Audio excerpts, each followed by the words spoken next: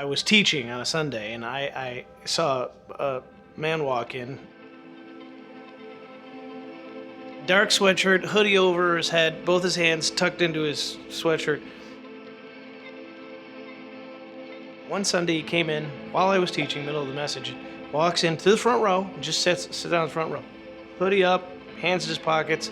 So while I'm teaching, I'm like, I have no idea what's happening right down there, stage left, but I hope everything's okay.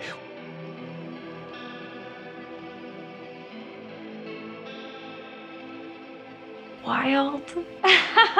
So wild.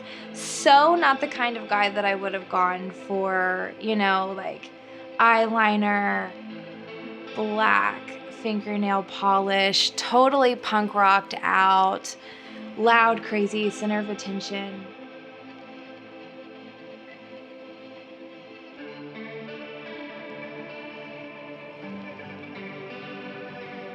I'm Jared, I'm an alcoholic. I'm originally from Huntington, West Virginia, in the middle of nowhere.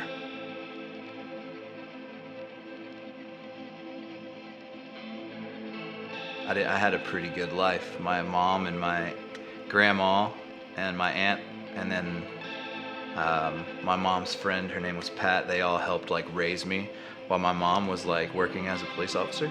So I was very spoiled. I was raised by a bunch of women.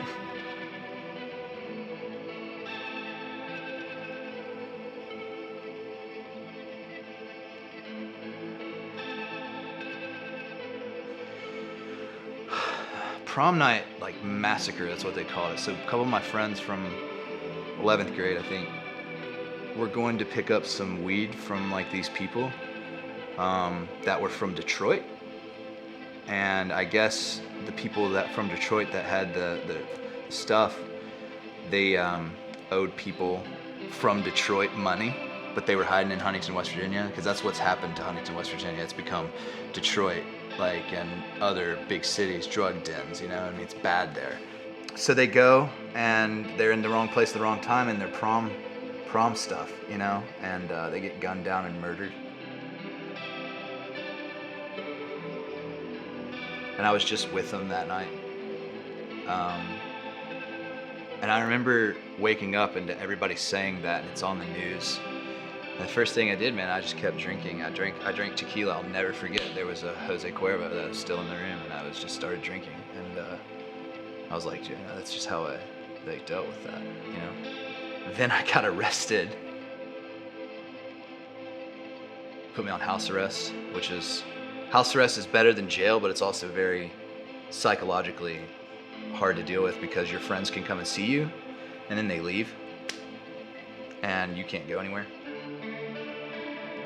I started having these really bad, just breakdowns, dude. So the doctors decided that the answer for my panic attacks or anxiety would have been Xanax. I had experience with Xanaxes before anyways, so when they told me that, I was like, jackpot. Doctor says take one of these 2 times per day, and I take 4 of them 2 times per day, you know what I mean? And man, when I took it, it was just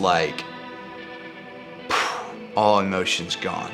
What I thought I knew of myself, or who I was, popular kid in school, outgoing guy, nice guy, everybody likes, all that stuff, it was wrecked.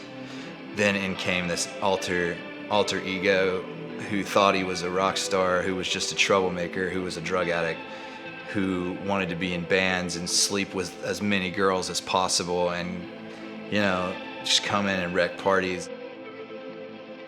There was always something in me that I wanted to do every drug possible. And I found concoctions of these drugs, man, it was just this was my thing. Marijuana, out. I didn't want to smoke. It's pointless. It's not good enough anymore. This is where it all gets really bad.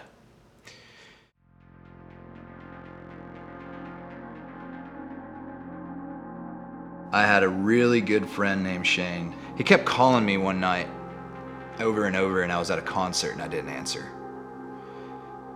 And I didn't think anything of it. But the next day, he had hung himself. I don't remember his funeral. I don't remember it. I was there. I carried his casket. I don't remember it. There's quite a few years, the last 5 of my real addiction that I don't remember. I progressed into crack cocaine, heroin, shooting drugs. And so by the end of it, I had a 15 to 30 pill a day habit, and all that pain and all that stuff that I was ignoring and all this like trauma and stuff, I just kind of threw it away, and like I became like what I told you, this just party monster.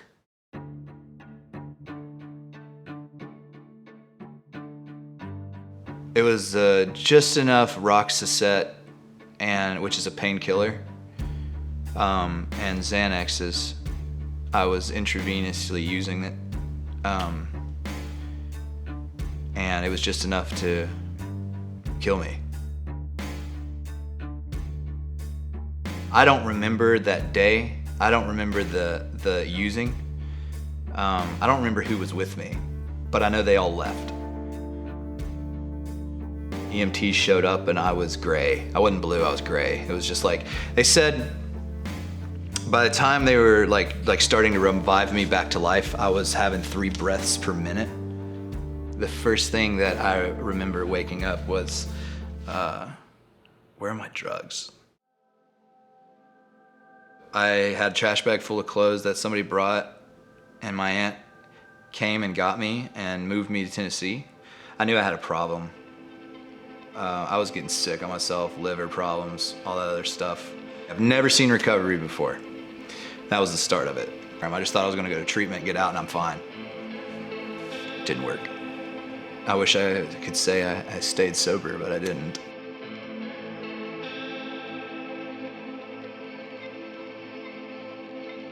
I was referred to a place. The guy was not like, I don't think he was a bad guy. I think he had his mind up that he was gonna run this house, and he knew what he was doing, but I don't think he did. I think he cared more about the money. I never really was checked on or anything like that. Sometimes there were house meetings. I stayed there. They collected a check. You know, I had some family and friends that would help out until I got a job.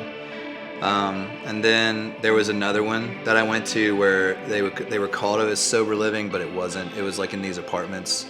That guy just kind of collected a check. I don't think I was ever in a sober living or a recovery house that you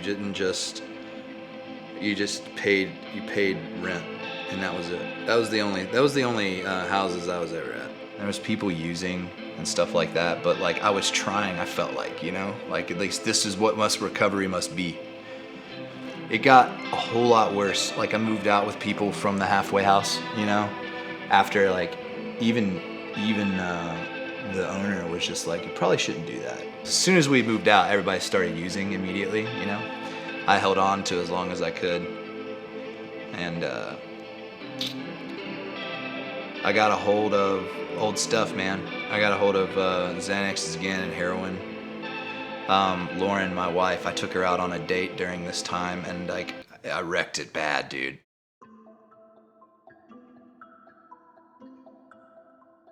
The first time Jared and I went out, I was really hopeful. I really thought like he had gone through treatment, he's getting his life together, I'm gonna give this guy a shot. So he came into West Virginia from Nashville to take me out. I had booze and pills left. I had it in my pocket. I had Xanaxes in my pocket. I remember texting my sister. I was like, oh no, I think I'm in trouble. I really like this guy. And then he just kept like sneaking off. I took her out to eat. All this stuff was drinking out of my trunk. And I didn't think anything of it until the waitress came over and she was like, would you guys like a bottle of wine with dinner? And to me, like the obvious answer to that was no. You know, Jared's in recovery. That's like a no-go.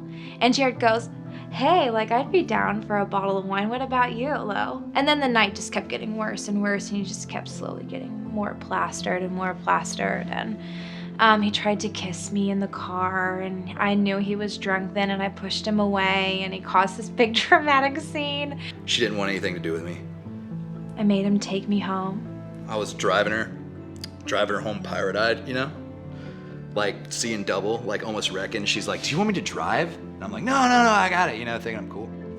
And I told him to never talk to me again, and that he was the biggest loser I'd ever met, and I couldn't believe that I let him trick me. And he cried, and he was like, you just watch and see, we're gonna get married one day. And I got out of the car and I was like, you're crazy! And I just slammed the door and I ran in crying like a girl on a movie. It was pretty dramatic.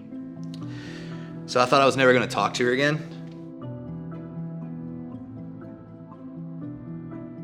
About 6 weeks after that incident, he called me and left me a voicemail.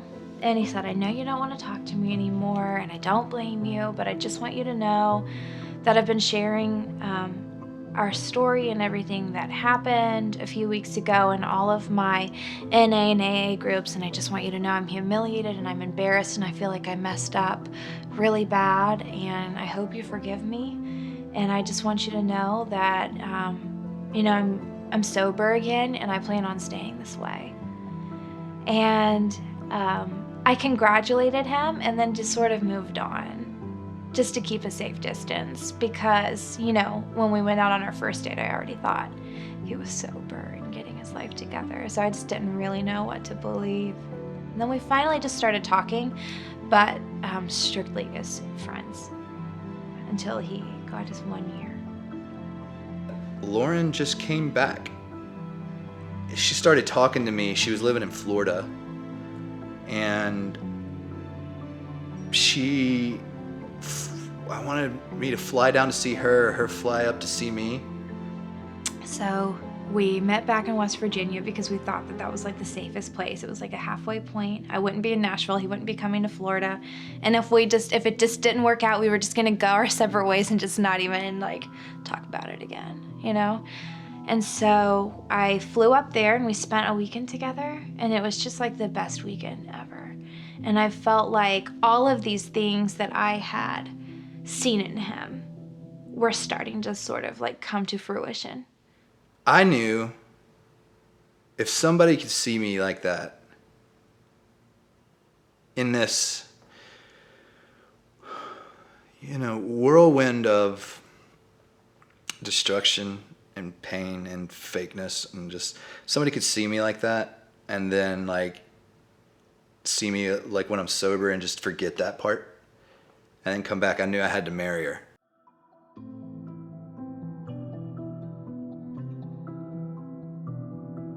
And we just fell in love really fast. It just like made sense. It just worked. And we had been a part of each other's lives for so long and experienced so many different seasons together. It just felt like a safe place. And we started dating. And then like 3 weeks later, he flew down to Florida and proposed to me in the middle of the ocean. And it was the craziest thing in the world.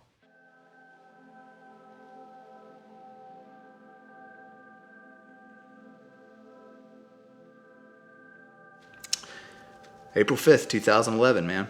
Flushed it all down. That was the last time I used.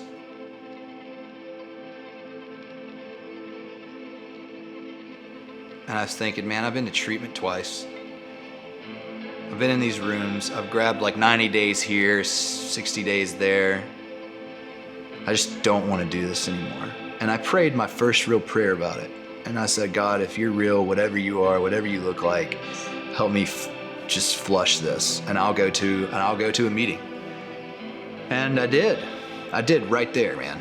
I flushed that. I went straight into a meeting, and I just said, I'm Jared, I'm a drug addict, I have no idea what I'm doing, and I need help. I just remember like the beginning, his first year of recovery, and when I moved here after we got engaged, we were just in meetings all the time. Every Tuesday, Thursday, Friday, we were at home group and constantly going to NA meetings and only hanging out with people in recovery. And that was a major part to him. Recovery was his safe place. I felt the same right there, man. as I do right now, like today. It's like I have to fight this. I have to do something because it's life or death. There was something that woke up, man. There was a fire, like completely, like everything. My identity that was taken, I wanted it back. I was raised Baptist for a lot of it, and then my mom, when I was about 12, we started going to like a Pentecostal charismatic church. And like most people, I was just super wounded by religion and just all of this rules and regulations and fearing God. And I don't need to go worship in a building. Like, I'm good with God, me and him right here. I don't need all of that. But Jared and I had decided that we would give it a shot. You know, we had a baby on the way. So I think because it was burned in me, I just had this mentality like I needed to raise my child to be this little godly creature. So we were like church hunting when I was pregnant. Nothing felt right. Every place we walked into, we were like, no, no, no. And our friends invited us to Journey.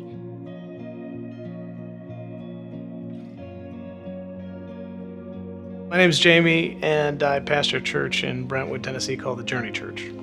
We birthed Journey in our home, just had a desire to plant a church. Felt like God was calling us to a creative community, and so greater Nashville area. That was in 2005. And it was pretty open-handed, just, God, how do we be a part of a church community where people are willing to be vulnerable with one another? We called it Journey for a reason, recognizing that all of us are at different places along that journey. One Sunday, he walked up to me, hoodie on. He's like, "Hi, I'm Jared." I'm like, "Hi, I'm Jamie." He goes, "Hey, man, thank you." And hugs me, like bear hugs me. I'm like, "Huh?" And he's like, "It's good. I'm gonna bring my wife." Great. And we pulled up in the parking lot at the factory, which is where they used to be. And we sat there and we were like, do we even want to do this? Let's just go in with an open mind. It could be amazing. We don't know. And we walk in, and just the energy that you feel when you're around the people there. Like, there's just so much love and so much openness and just so much raw, real emotions and feelings. And I just felt at home.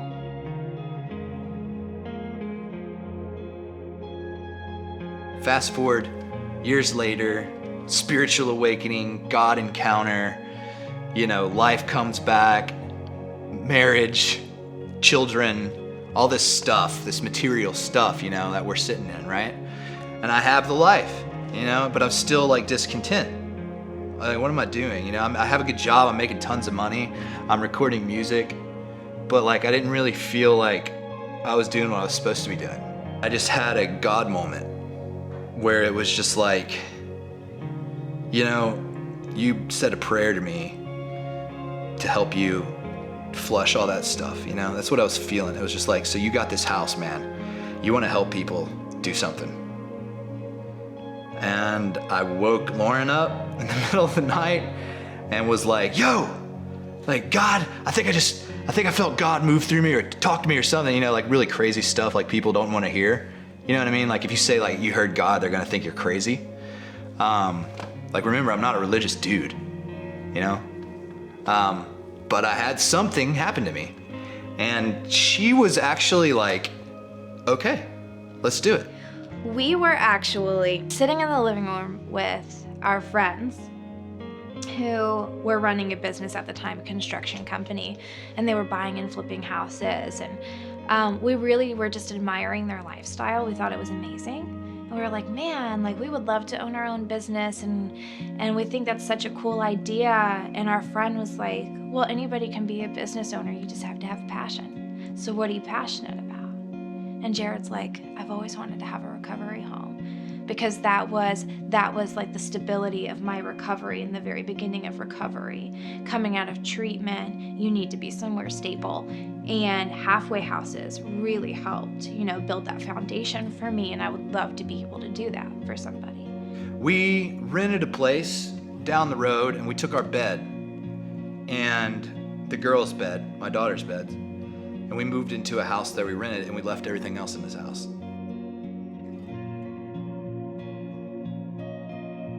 You see someone with a passion and a vision and a faith to step forward, it's not that hard to want to be around them and get behind them. And our church responded pretty quickly to that. My name's Sam Barnhart, and I'm one of the pastors here at Journey Church.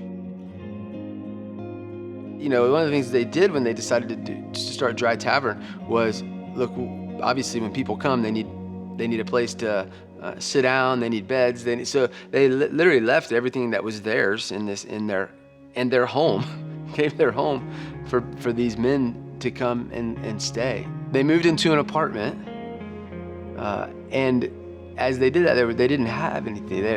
Everything was tied up in the Dry Tavern, and so they didn't have furniture and some of the basic things that you would need. When we first moved out of the sober living home and moved into our rental, the first night we were laying in bed and Jared had just quit his corporate job. You know, so he had just quit his corporate job. We left our home that we've raised our girls in. We were living in this rental that we weren't so crazy in love with, and we had no furniture because we left it over there for the guys, but there were no guys in the house, and it was a wild moment. And Jared just sat there and he was like, what have I done? You know, the pure panic of like, okay, I had this dream and I know it seems crazy, but I know it's gonna work. And then just doing it, and then you're like, but what if it doesn't work? That was a scary moment for him. For me though, it was just kind of like, this is part of the process. They made this decision together to say our heart is here and our passion is here, and so we're gonna do this. And so they've sacrificed a lot when it comes to the things that we might look at or that might drive us, that might be things that we would consider the American dream or things that we live for, we work for. They said, you know, that's not important, and people are.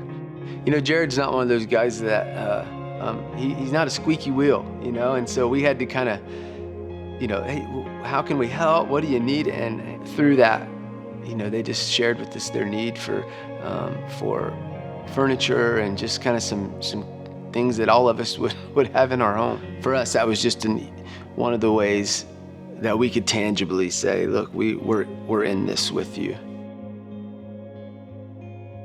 It's neat to see what's happening now, because it was this vision birthing at the time of, look, I went through this and I feel like God's calling me to create a place for people. At that point, it was just kind of a dream, but he was taking the steps to make it happen. I put 10 beds in it. Sounds crazy. You know, what are you doing? I quit my job. My purpose was starting to be filled. It's happening. It's been amazing to watch what he's been willing to sacrifice.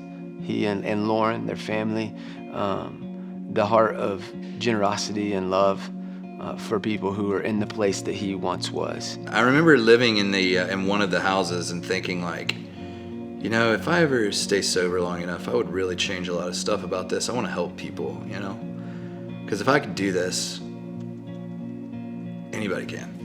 And then I started putting the word out. Yeah, I'm opening a place. You know, I'm gonna have a recovery home where we're peer driven and everybody has a say so. We're gonna build people up and not tear them down. You know what I mean? You're not gonna come here and like just gonna be a flop house where you just pay rent.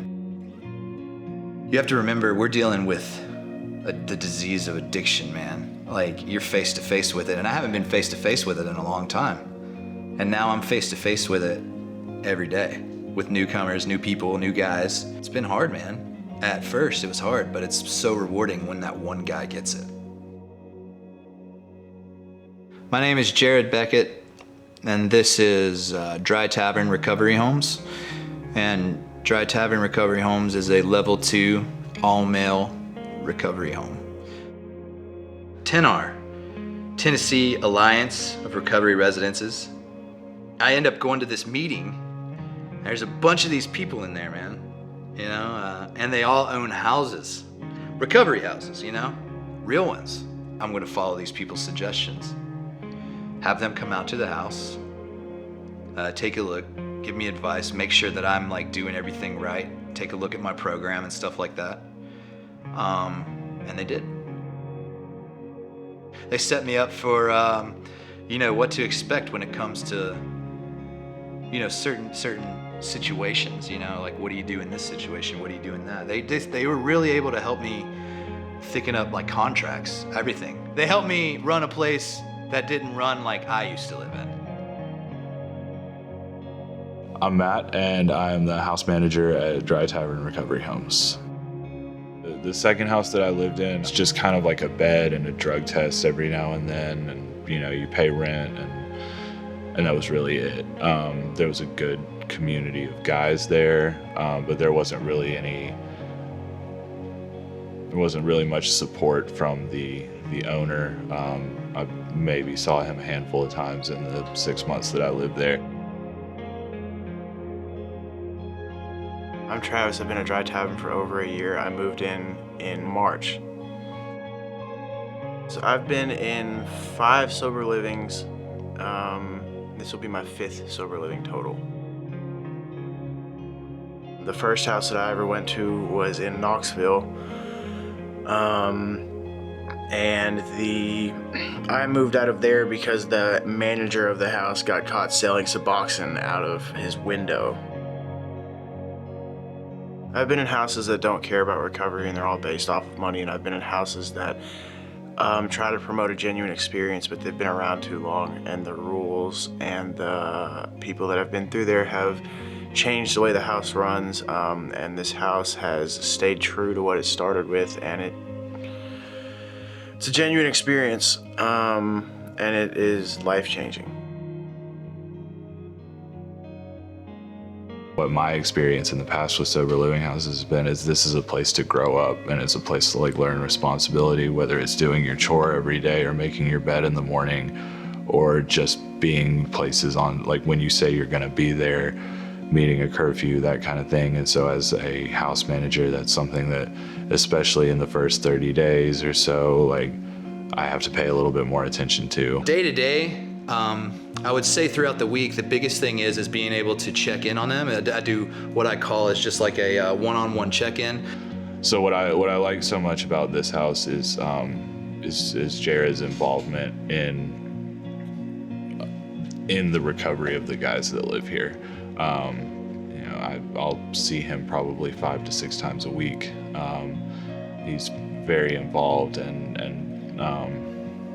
kind of does a lot for the guys. And I make sure I tell everybody, like, I'm not a licensed therapist, I'm not a counselor or anything. I'm just another peer that's wanting to do this and like sit down and hear about what you're doing. So like I have like names here, individual sessions. It helps me like it keeps me focused. So like when I come through here, who have I talked to, who have I not talked to? And I sit down with like, you know, 10, 15 minutes and just check in with them upstairs and just like let them tell me like what's going on. I always tell everybody, man, if we're sitting down in like a one-on-one session, like if you don't tell me if something's going on, like I can't suggest to you how to help yourself. So that's a big deal. I think like really being personable and not treating people like numbers and not treating people as, you know, a patient or something like that, or money, you know, not treating them as like a dollar sign. It didn't matter who you were. It didn't matter if you were a businessman whose life was rocking, your soccer mom, or you were a strung out addict. He treated everyone exactly the same. And for me, the admiration was, there's a guy who's learning to be content in who he is. It just feels like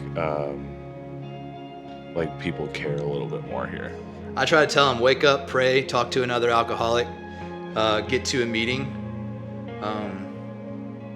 be of service, do their chore, clean their room, and like be a productive member of society and not a friggin' bum, you know? In any sober living community, if you take out the owner, the manager, any of the like administration or whatever, I think the community is the most important part. Some of the best stuff that happens is just sitting in the living room, watching a movie or playing video games. But on top of that, like some of the bigger stuff, I go see a movie usually every week, every other week with some of the guys in the house, or we try and go see live music as much as possible. I think we've got a canoe trip coming up that we're trying to do as a house for kind of a bonding experience. But like, what's the point of getting sober if you don't get to still have fun? Really what it comes down to is it's a bunch of guys that are trying to, get sober and stay sober.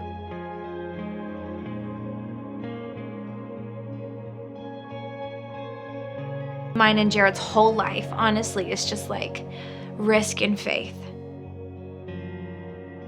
Our life together has been like the craziest journey. We started off just so young and in love and that whole crazy whirlwind. And he's just grown so much and become so stable and grounded.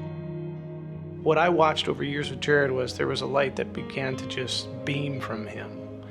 And this man allowed us to love him, and he began to love us in return. Everybody has an addiction. The question is just how it manifests. And some addictions are more destructive than others. What I experience with people who have been through deep addictions and come through it is they have a greater appreciation for life. They appreciate the days a little bit differently than other people. We provide a safe, structured place to live. We set them up for success. Here's what you need to do. You got to put in the work.